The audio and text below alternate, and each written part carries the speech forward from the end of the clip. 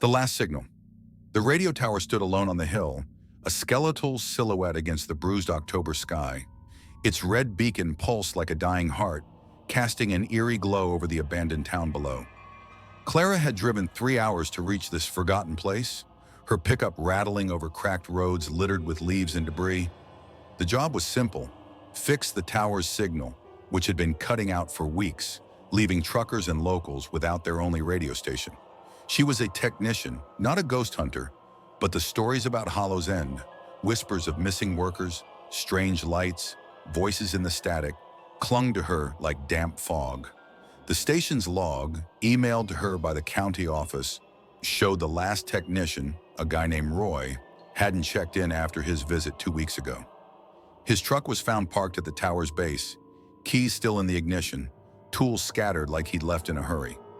Clara didn't believe in curses, but she packed a flashlight, a multi-tool, and a .38 revolver, just in case. The wind howled as she parked at the tower's gate, the chain-link fence rattling against its posts. The station's equipment shed, a squat metal box, sat a few yards from the tower. Her boots crunched on gravel as she approached, the air thick with the scent of pine and something sharper, like ozone after a storm. The shed's door was ajar, creaking on its hinges. Inside, the control panel hummed faintly, its dials and switches coated in dust. A single bulb flickered overhead, casting long shadows. Clara set her toolkit down and checked the receiver. The signal was weak, distorted by bursts of static that sounded almost rhythmic, like breathing. She adjusted the frequency, but the static grew louder, forming faint syllables she couldn't quite make out.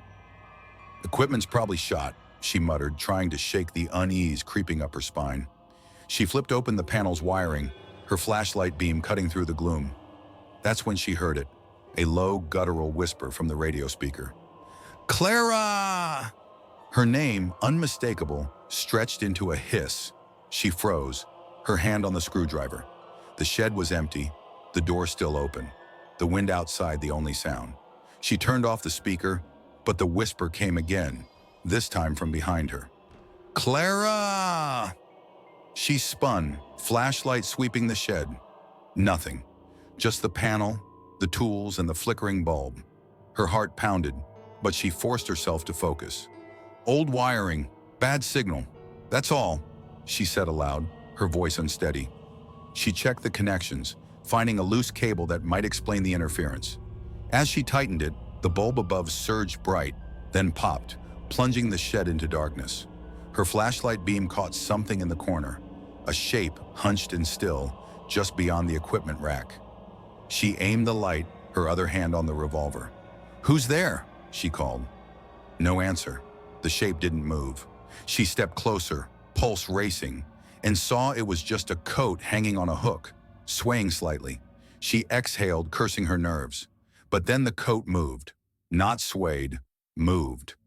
It slid off the hook, crumpling to the floor with a wet, heavy thud. Clara stumbled back, her flashlight shaking. The coat wasn't a coat.